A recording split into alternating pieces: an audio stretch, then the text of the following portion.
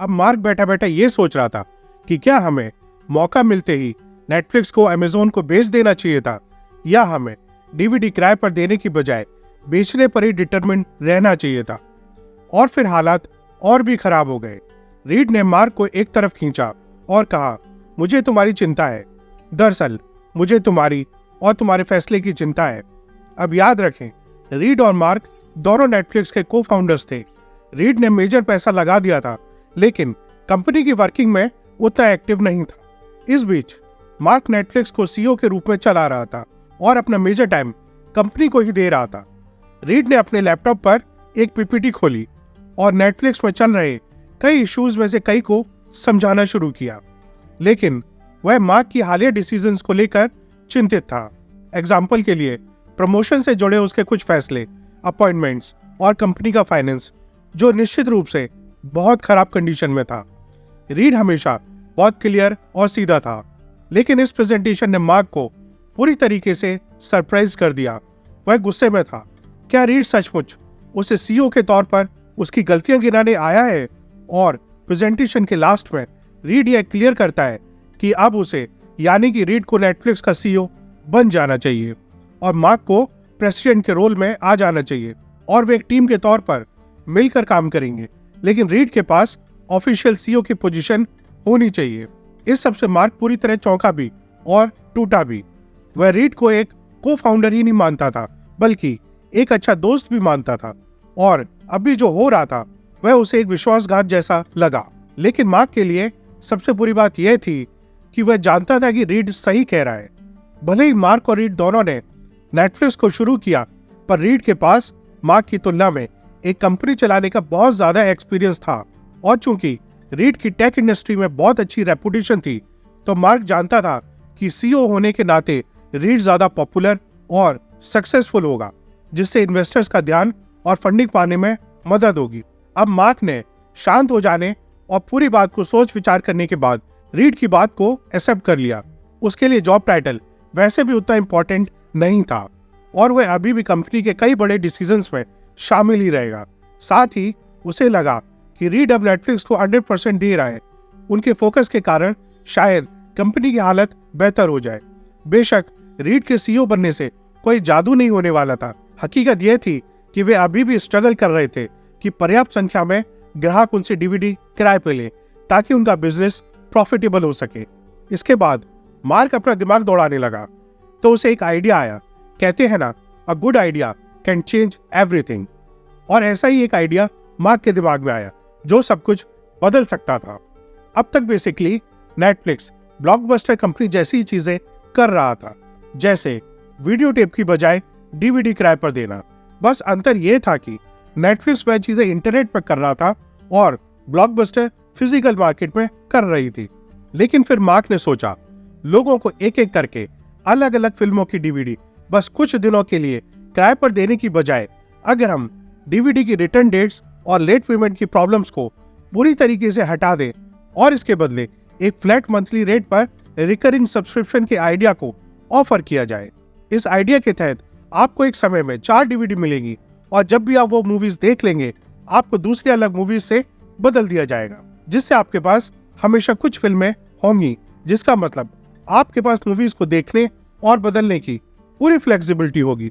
यह आइडिया एकदम सही था, क्योंकि इससे पहले तो ब्लॉकबस्टर को नेटफ्लिक्स के ऊपर एक क्लियर एज था, क्योंकि यदि आप कोई मूवी देखना चाहते हैं तो आप बस ड्राइव करके मार्केट जा सकते हैं, जबकि नेटफ्लिक्स से कस्टमर को डीवीडी भेजने के लिए 2 या 3 दिन तक इंतजार करना पड़ता था। लेकिन इस नए नेटफ्लिक्स मेंबरशिप मॉडल के साथ, जहां वापसी की कोई सेट रिटर्न डेट्स या कोई लेट रिटर्न चार्जेस नहीं थे, कस्टमर हमेशा कुछ मूवीज को अपने पास रख सकते थे कि जब भी मूड हुआ तो तुरंत देख सके। इसीलिए आपको पहले से चीजों की प्लानिंग बनाने की जरूरत नहीं थी। सबको ये आइडिया बहुत पसंद आया, और एक बार जब नेटफ्लिक्स ने अपने सब्सक्रिप्शन मॉडल को ऑनलाइन किया, तुरंत ही उनकी पॉपुलैरिटी बहुत बढ़ गई। ऑफर लॉन्च होने के पहले दिन ही इसे देखने वाले 90% लोगों ने सब्सक्रिप्शन के लिए साइन अप किया था। यह बहुत ही हाई कन्वर्जन रेट था। अब चीजें अचानक नेटफ्लिक्स के लिए फेवरेबल लगने लगी थी। न केवल अब उनके पास एक बेहतर बिजनेस मॉडल था, बल्कि डीवीडीज भी अब मेन स्ट्रीम मूवी मीडियम बनने लगी थी, और डीवीडी प्लेयर भी बहुत सस्ते होने लगे थे, जो निश्चित रूप से नेटफ्लिक्स के फेवर में ही गया और इस तरह उनके हर महीने अधिक से अधिक सब्सक्राइबर बढ़ने लगे। और अब क्योंकि सब्सक्रिप्शंस ऑटोमेटिकली रिन्यू हो जाती थी, हर महीने उनके रिपीट कस्टमर भी बढ़ने लगे, जिससे उनकी सेल भी तेजी से बढ़ रही थी। हालांकि नेटफ्लिक्स के लिए चीजें और भी बेहतर हो गई जब उन्होंने सही डीवीडी का सही लोगों से मिलान करने के लिए एक एल्गोरिदम डेवलप करना शुरू किया। नेटफ्लिक्स धीरे धीरे ये समझने लगा कि जैसे जैसे वे अपने कलेक्शन में और भी अधिक डीवीडी जोड़ रहे थे, यूजर्स के लिए अपनी मनपसंद फिल्में आसानी से मिलना भी इम्पोर्टेंट था। यह न केवल यूजर्स को हर महीने अपनी मेंबरशिप रिन्यू करने के लिए और ज्यादा मोटिवेट करेगा, बल्कि नेटफ्लिक्स को ऐसी फिल्में खोजने में भी हेल्प करेगा जो कंपनी के लिए सस्ती हो सकती हैं। क्योंकि अगर सभी केवल नई और सबसे डिमांडिंग डीवीडी को ही किराए पर लें तो कंपनी के लिए यह महंगा हो सकता था, लेकिन एक रिकमेंडेशन एल्गोरिदम लोगों को उनके स्वाद के अनुसार डीवीडी खोजने में मदद करेगा। इसलिए नेटफ्लिक्स ने एक एल्गोरिदम डेवलप किया जिसे सिनेमैच कहा गया था, ताकि वे उन यूजर्स के बीच के पैटर्न को पकड़ सकें जो एक जैसी चीजें देखते हैं। उन्होंने यह भी शुरू किया कि यूजर से उन फिल्मों को रेट करने के लिए कहा जिन्हें उन्होंने अभी तक देखा था। यह रेटिंग्स प्रेडिक्शन एल्गोरिदम को यह समझने में मदद करती हैं कि यूजर्स को कौन सी मूवीज देखने में मजा आ रहा है और उन्हें दूसरी कौन सी मूवीज रिकमेंड करनी चाहिए। इससे एक बार फिर नेटफ्लिक्स को अपने कॉम्पिटिटर से आगे निकलने में फायदा हुआ। तो कई कठिन सालों से अपने बिजनेस मॉडल को कई बार चेंज करने के बाद एट लास्ट नेटफ्लिक्स की गाड़ी अब ठीक ठाक ट्रैक पर दौड़ रही थी। लेकिन अभी एक बहुत बड़ी प्रॉब्लम आने वाली थी। अचानक हुआ .com क्रैश एक डिजास्टर था और उस क्रैश के बाद इंटरनेट कंपनियों के लिए फंडिंग पूरी तरीके से सूख गई। एज ए रिजल्ट मार्क और रीड को कुछ कठोर कदम उठाने पड़े। हालांकि अपने नए मेंबरशिप मॉडल को यूज करने के बाद नेटफ्लिक्स को बहुत अधिक कस्टमर मिलने शुरू हो गए थे, लेकिन उनकी कंपनी अभी भी उनके सबसे बड़े मूवी रेंटल कॉम्पिटिटर ब्लॉकबस्टर की तुलना में बहुत छोटी थी। जबकि नेटफ्लिक्स लगभग $5 मिलियन कमाने की राह पर था। 2000 में ब्लॉकबस्टर ने केवल लेट पेमेंट चार्जेस से ही $800 मिलियन के लगभग कमाई की थी और ब्लॉकबस्टर की नेटवर्थ लगभग $6 बिलियन की थी, जिसमें लगभग 60,000 एम्प्लॉय काम करते थे। नेटफ्लिक्स के फेवर में बस एक ही बात थी कि ब्लॉकबस्टर इंटरनेट को अपनाने में बेहद धीमी थी। ब्लॉकबस्टर का एक मंत्र था कि जब तक कोई बड़ी प्रॉब्लम ना आए तब तक कुछ चेंज ना किया जाए, और इसीलिए वे अपने फिजिकल स्टोर्स पर ही अटके रहे और वैसे ही काम करते रहे जैसे वे हमेशा करते थे। नेटफ्लिक्स के लिए समस्या यह थी कि उन्हें पता चल गया था कि जब ब्लॉकबस्टर को पता चलेगा कि अधिक से अधिक लोग नेटफ्लिक्स पर स्विच कर रहे हैं, तो ब्लॉकबस्टर भी अपनी DVD by mail subscription service launch कर देगा। अब .com बुलबुला फूटने और इंटरनेट स्टॉक्स की कीमतें नीचे गिरने से पहले इन्वेस्टर्स खुले हाथ से हर उस कंपनी में पैसा फेंक रहे थे जिसके नाम में .com लगा था, और आसान फंडिंग का मतलब यह था कि नेटफ्लिक्स के लिए यह अपॉर्चुनिटी होगी कि वह अपनी डेवलपमेंट में भारी इन्वेस्ट करके जल्दी एक बड़ी कामयाबी की तरफ जाए, इससे पहले कि ब्लॉकबस्टर या किसी अन्य बड़ी कंपनी उसके आइडिया को कॉपी करना शुरू कर दें। लेकिन .com बबल फूटने के बाद कोई भी इन्वेस्टर किसी भी ऐसे बिजनेस के करीब नहीं जाना चाहता था जिसके नाम में .com लगा हो, और इसलिए नेटफ्लिक्स को अपने बड़े एक्सपेंशन प्लान्स के लिए बड़ी फंडिंग मिलने में दिक्कत होने लगी थी। हालांकि मार्क और रीड के पास कंपनी को बचाने का एक आइडिया था, और वह था शायद नेटफ्लिक्स को ब्लॉकबस्टर को बेचकर। यह मार्क और रीड दोनों के लिए एक विन विन सिचुएशन लग रही थी, जिससे वे ब्लॉकबस्टर के ह्यूज रिसोर्सेज से नेटफ्लिक्स को चलाना जारी रख सकते थे, कॉम्पिटिटर्स होने के बजाय एक टीम के तौर पर काम करके। और यह ब्लॉकबस्टर के लिए भी अच्छा था क्योंकि इससे वे तुरंत ऑनलाइन डीवीडी रेंटिंग बिजनेस में उतर सकते थे। तो रीड अपने कुछ कॉन्टैक्ट से ब्लॉकबस्टर के साथ एक मीटिंग फिक्स करने की कोशिश करने लगा। कुछ हफ्ते बाद उन्हें ब्लॉकबस्टर से एक कॉल आई कि अगली सुबह उन्हें मुलाकात के लिए ब्लॉकबस्टर ने बुलाया है। यह मीटिंग के लिए काफी शॉर्ट नोटिस था, लेकिन मार्क और रीड ने सब कुछ छोड़कर ब्लॉकबस्टर सीईओ से मिलने के लिए हवाई जहाज पकड़ लिया। मीटिंग अच्छी नहीं थी क्योंकि ब्लॉकबस्टर हर चीज में अपनी ही चला रहा था, लेकिन फिर भी रीड और मार्क ने समझाने की बहुत कोशिश करी कि क्यों ब्लॉकबस्टर और नेटफ्लिक्स को साथ साथ आ जाना चाहिए। वे एक साथ मिलकर इन स्टोर और ऑनलाइन मूवी रेंटल बिजनेस पर कैसे हावी हो सकते हैं। ब्लॉकबस्टर सीईओ ने उन्हें काफी तसल्ली से सुना, लेकिन लास्ट में उसने कहा कि उसे लगता है कि ये .com क्रेज जल्दी खत्म हो जाएगा और नेटफ्लिक्स जैसे ऑनलाइन बिजनेस मॉडल सस्टेन नहीं कर पाएंगे। लेकिन लास्ट में उसने क्यूरियसली पूछा कि आप नेटफ्लिक्स को किस कीमत पर बेचना चाह रहे हैं। रीड ने इस लाइन की प्रैक्टिस अपने दिमाग में पहले से ही कर रखी थी और उसने कहा $50 मिलियन, और इस पर ब्लॉकबस्टर वाले उन पर हंसने लगे। ब्लॉकबस्टर सीईओ ने अपनी मुस्कुराहट छुपाने की कोशिश की, लेकिन इससे एक बात क्लियर हो गई कि ब्लॉकबस्टर को नेटफ्लिक्स खरीदने में कोई दिलचस्पी नहीं थी और रीड ने सोचा कि उनका मीटिंग करना एक मजाक था। मार्क और रीड निराश होकर मीटिंग से चले गए और सोचने लगे कि नेटफ्लिक्स कैसे सरवाइव करेगी। हालांकि एक बात क्लियर थी कि यदि ब्लॉकबस्टर नेटफ्लिक्स को नहीं खरीदना चाहता तो नेटफ्लिक्स को किसी तरह ब्लॉकबस्टर को हराना पड़ेगा। एक स्ट्रगलिंग इंटरनेट स्टार्टअप को किसी तरह $1 मिलियन ब्लॉकबस्टर एम्पायर को खत्म करना पड़ेगा।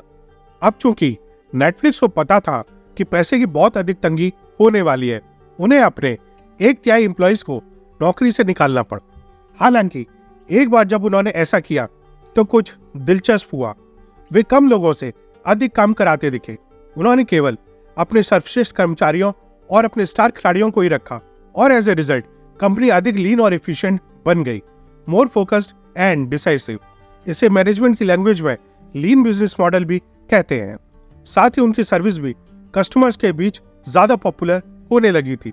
ऐसा लग रहा था कि नेटफ्लिक्स इस हार्ड फाइनेंशियल टाइम को निकाल लेगा, लेकिन निश्चित रूप से ब्लॉकबस्टर के साथ कंपटीशन करने के लिए उन्हें अभी भी पैसे की जरूरत थी और इसीलिए 2002 में नेटफ्लिक्स का आईपीओ आया, जिसमें कंपनी पैसा जुटाने के लिए अपने शेयर पब्लिक को बेचना शुरू करती है। नेटफ्लिक्स ने नैस्डैक शेयर बाजार में शानदार शुरुआत की। अगले कुछ सालों में नेटफ्लिक्स की शानदार ग्रोथ हुई, जिससे नेटफ्लिक्स की ओर ब्लॉकबस्टर का ध्यान अट्रैक्ट हुआ। नेटफ्लिक्स के पब्लिक होने के बाद ब्लॉकबस्टर को एहसास हुआ कि नेटफ्लिक्स उनके लिए खतरा बनने वाली है और उन्होंने एक प्रयास शुरू किया। ब्लॉकबस्टर ने 2004 तक एट लास्ट अपनी खुद की स्ट्रीमिंग वेबसाइट लॉन्च की, जिसमें DVD by mail rental service भी इंटीग्रेटेड थी, बिल्कुल वैसे ही जैसे नेटफ्लिक्स ने किया था। और उस पल से दोनों कंपनियां एक डायरेक्ट कंपटीशन में थी। हालांकि मार्क रेंडोल्फ, जो नेटफ्लिक्स का को फाउंडर और ओरिजिनल सीईओ था, वह ब्लॉकबस्टर के साथ इस लड़ाई में शामिल नहीं था। जब से रीड ने सीईओ की पोजीशन संभाली, नेटफ्लिक्स पर चीजें थोड़ी अलग होने लगी थी। कंपनी में मार्क की जिम्मेदारियां कम हो गई थी और उसे थोड़ा असहज लगने लगा था। 8 एम्प्लॉइज की स्टार्टिंग वाली नेटफ्लिक्स टीम अब सैकड़ों लोगों की टीम बन गई थी और जबकि अब ग्रोथ बढ़िया हो रही थी, मार्क उन शुरुआती स्टार्टअप दिनों की याद करने लगा था, जब सब एकजुट होकर परिवार की तरह काम करते और सभी प्रकार की विभिन्न चुनौतियों का सॉल्यूशन खोजते रहते थे। खैर, अब मार्क ने नेटफ्लिक्स से अलग होने का फैसला किया और अन्य छोटे स्टार्टअप्स की मदद करने पर फोकस करने लगा। इसीलिए अब रीड को खुद ही नेटफ्लिक्स को चलाना था और वह ब्लॉकबस्टर से लड़ाई के बारे में अच्छी तरीके से जानता था, जो अब और भी भयानक होने वाली थी, स्पेशली जब ब्लॉकबस्टर अपने फिजिकल स्टोर्स के साथ साथ नेटफ्लिक्स जैसी डीवीडी रेंटिंग सर्विस स्टार्ट कर रहा था। और याद रखें, भले ही ब्लॉकबस्टर अपने को चेंज करने में बहुत धीमा था, लेकिन ब्लॉकबस्टर अभी भी नेटफ्लिक्स से कई अधिक बड़ी कंपनी थी और इस प्रकार उनके पास खर्च करने के लिए एक बहुत बड़ा बजट था। ब्लॉकबस्टर ने आखिरकार नेटफ्लिक्स की दमक देख ली थी और नेटफ्लिक्स को हराने के लिए हर संभव कोशिश करने लगा। तो नेटफ्लिक्स ने सबसे पहले इसका उपाय सोचा। वह अब कुछ नए फीचर्स अपनी सर्विस में ऐड करने जा रहा था, जिससे नेटफ्लिक्स खुद को ब्लॉकबस्टर की डीवीडी बाय मेल से अलग दिख सके। इसके लिए सबसे पहले नेटफ्लिक्स ने अपना खुद का एक सोशल नेटवर्क बनाया, जिसे नेटफ्लिक्स फ्रेंड्स कहा जाता है, जहां आप अपने दोस्तों के साथ यह शेयर कर सकते हैं कि तुम क्या देख रहे हो और एक दूसरे की मूवी रेटिंग और रिकमेंडेशंस भी देख सकते हैं। नेटफ्लिक्स ने पैसा कमाने के अन्य तरीकों के साथ भी प्रयोग किया, जैसे डिस्काउंटेड प्राइस पर यूज्ड डीवीडी बेचना, अपनी वेबसाइट पर बैनर एडवर्टीजमेंट्स बेचना और यहाँ तक कि उन्होंने कुछ छोटी फिल्मों के फिल्म राइट्स भी खरीदे और फिर उन्हें डीवीडी पर डाल दिया ताकि वह उनका ओरिजिनल कंटेंट लगे। लेकिन अनफॉर्चुनेटली इन नए तरीकों से भी नेटफ्लिक्स को कोई खास मदद नहीं मिली और रीड को जल्दी इसका एहसास हो गया कि चीजें वैसी नहीं जा रही थी जैसा उसने सोचा था।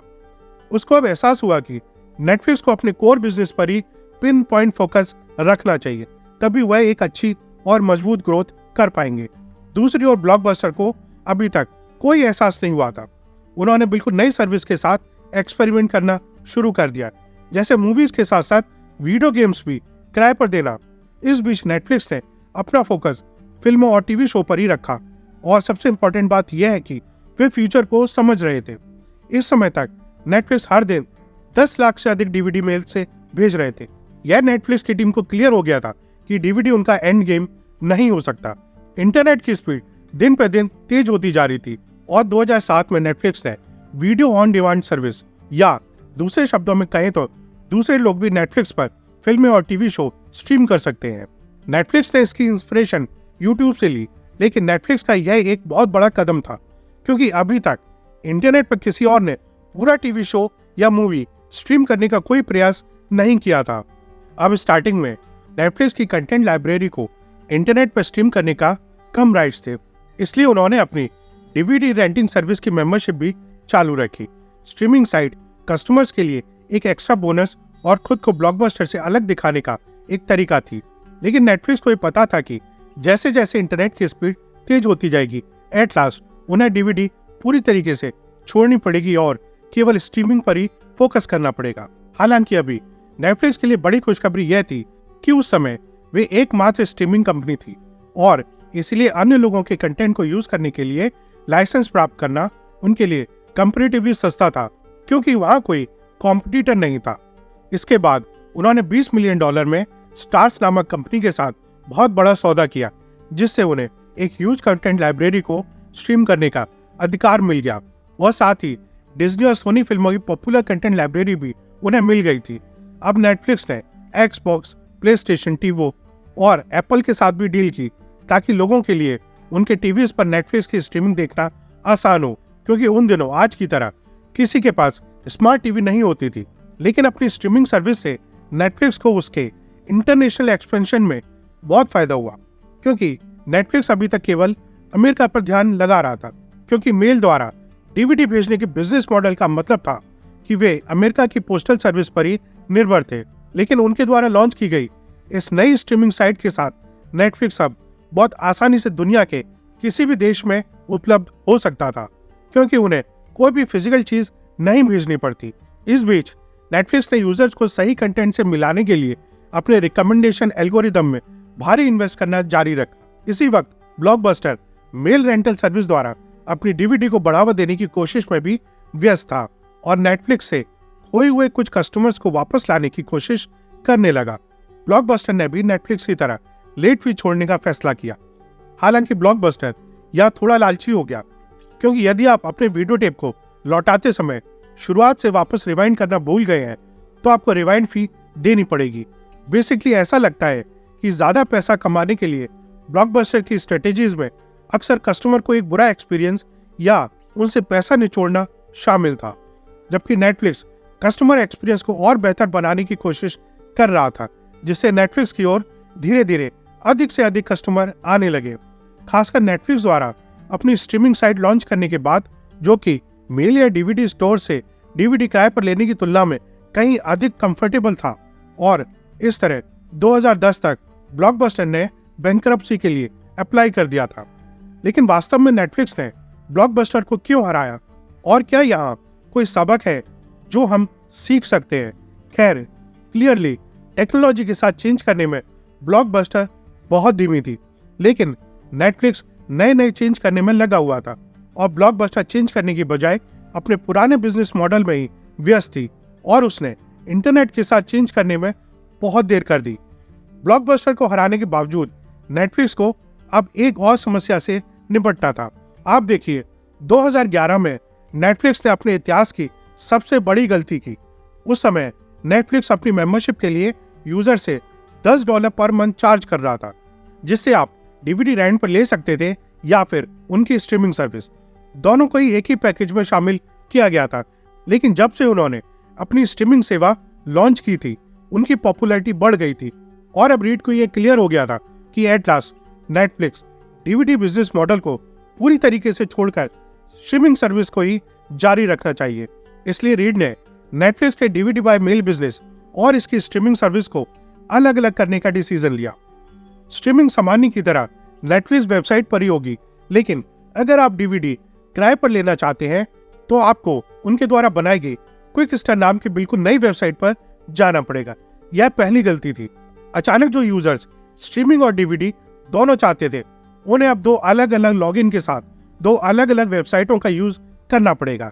इसके बाद नेटफ्लिक्स ने अपने कस्टमर से कहा कि $10 पर मंथ के बजाय अब उनसे डीवीडी रेंटिंग के लिए $8 पर मंथ और स्ट्रीमिंग के लिए $8 पर मंथ की फीस अलग अलग वसूली जाएगी। अब यदि आप केवल कोई एक चाहते थे तो यह बहुत अच्छा था, लेकिन ज्यादातर लोगों को इसकी आदत हो गई थी और अब उन्हें अचानक दोनों के लिए $16 का पेमेंट करना पड़ रहा था। अब जब $16 नई कीमत है और पुरानी कीमत $10 थी, तो कस्टमर्स की नजर में सब्सक्रिप्शन की कीमत 60% बढ़ गई। तो इससे बहुत हंगामा हो गया, क्योंकि नेटफ्लिक्स ने 20 मिलियन अमेरिकी परिवारों के लिए 60% प्राइस हाइक कर दी। ऐसा लग रहा था कि लोगों को नाम सहित क्विक स्टार्ट की हर चीज से नफरत होने लगी है और इसके बाद नेटफ्लिक्स को कैमरे पर आकर माफी मांगनी पड़ी।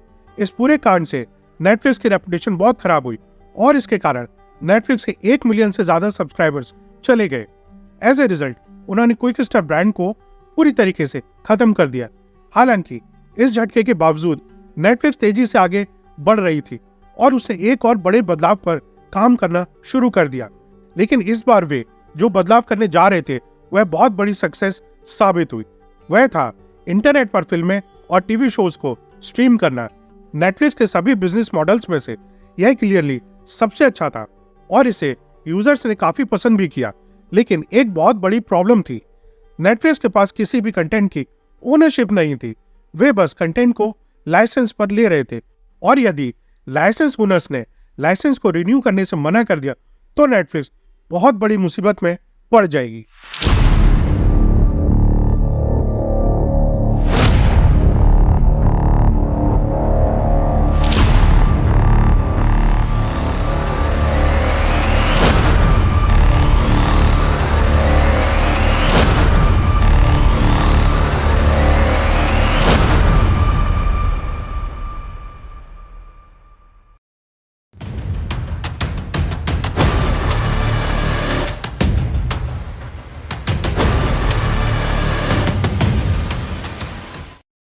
आज के लिए इतना ही दोस्तों। आपको वीडियो अच्छी लगी हो तो लाइक जरूर करें। ऐसी और इंफॉर्मेटिव वीडियोस के लिए चैनल के दूसरे वीडियोस भी देखें और जाते जाते चैनल को सब्सक्राइब और बेल आइकन को दबाना ना भूलें। टाटा, बाय बाय।